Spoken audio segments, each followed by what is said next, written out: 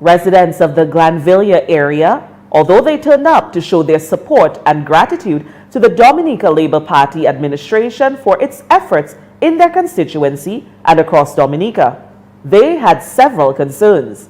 Speaking during a town hall meeting held recently in Glanvillia, many of these concerns were brought to the attention of the parliamentary representative of Portsmouth, Ian Douglas. One farmer in Glanvillia expressed his concern that even as the government has opened some doors for farmers, they have many more hurdles to cross, including the deplorable condition of the feeder roads. Now you talk about the packing shed. Now the packing shed is to bring agriculture down there to sell, because you talk about market. But in the Glanvillia area, there is no feeder road. You know, there is one in Picard, they call it Blanca.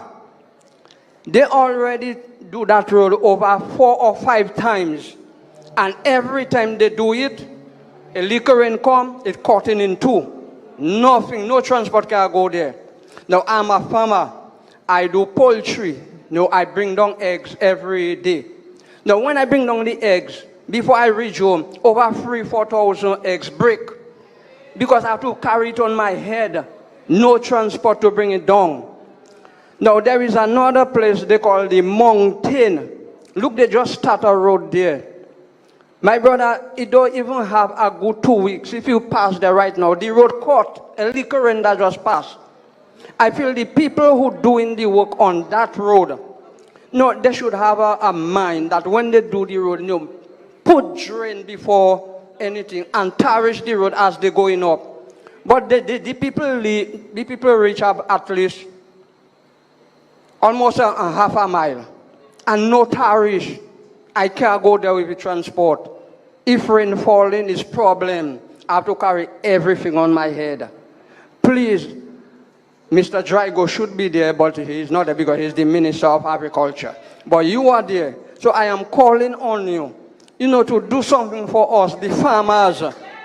You know, because, you know, watch my age, and I've been carrying a load on my head all that time. Yeah, do something for us on those roads. Pitch the road.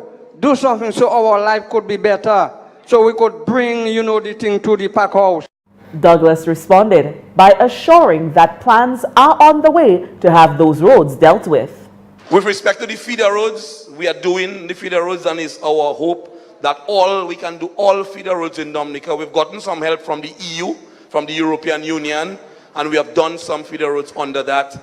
We have also used some monies from a program under the constituency empowerment. Each PAL rep gets a grant from the Prime Minister to do whatever he wants to do in his constituency. And so, under that same facility, I have done the Brandy Road, the Brandy feeder road. Then we coming down, I want to do the Mountain feeder road. Then I want to address all of the feeder roads in the Glanvillia, Picard area. So, rest assured that the feeder roads will be done. There is a few landslides on one of the feeder roads in the Hot Spring area that will also be addressed. That was brought up to my attention. Another issue raised by several residents is that of drainage in Portsmouth. Glanvillia need proper drainage. Glanvillia is an area that is waterlogged. I will emphasize that Glanvillia is waterlogged, and we need proper drainage in Glanvillia, especially around the park. There is no drainage around the park. There's a main drain that passes between Glanvillia, let's say in the area of the SDA school. That drain used to serve as a boundary between Geese Industries and the Forest Company. This drain is like a canal, and that drain has never been addressed at any given time. And even as the Indian River remains a treasured tourist attraction, it poses a threat to locals. The Indian River is a threat to Portsmouth and Glanvillia. The Indian River used to be dredged often. We used to stay on the Indian River Bridge and dive below in the river. That will show you how deep it was. All boats during the hurricane season used to go and shelter in the Indian River because of the depth of it. Today, you cannot do that.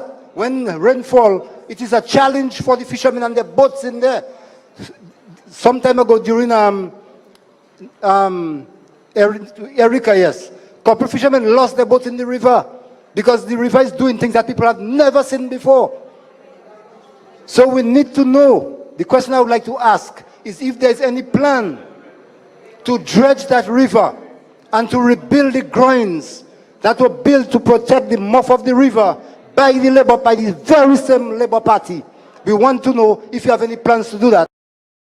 And Douglas then indicated that work will be done there as well.